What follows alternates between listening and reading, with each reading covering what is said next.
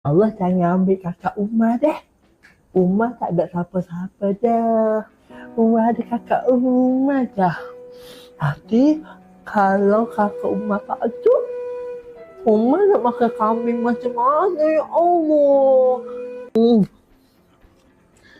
Adik, Ya, nanti lepas ni kalau cari kambing, adik cari kambing alif perak.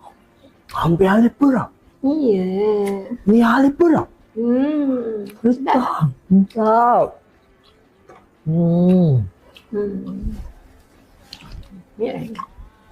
Adik, Kak nak sesuatu ni. Apa kak?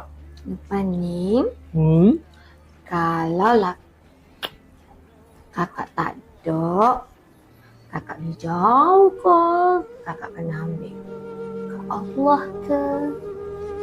Kakak nak adik pandai beli kambing sendiri, masak sendiri. Rumah boleh berdikari kan? Kakak tak ada. Allah ambil kakak. Mana boleh? Mana boleh? Kakak ke janji dengan Umar. Masa kecil lagi kakak janji. Kakak tak tinggal Umar sampai bila-bila. Umar doa dengan Allah. Lalu. Ya Allah. Ya Allah, ya Tuhanku.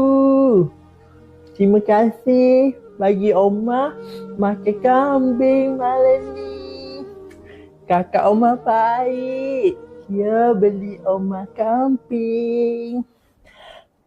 Allah. Allah jangan ambil kakak Umar deh. Umar tak ada siapa-siapa dah.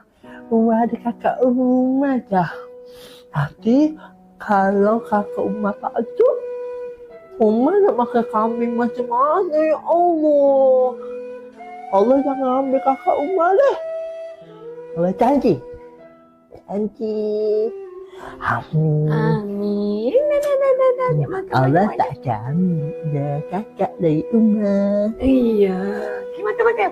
Umar kan nak makan 10 tadi ke. Kakak bagi banyak ke. Wow. Banyak. Iya. Ada.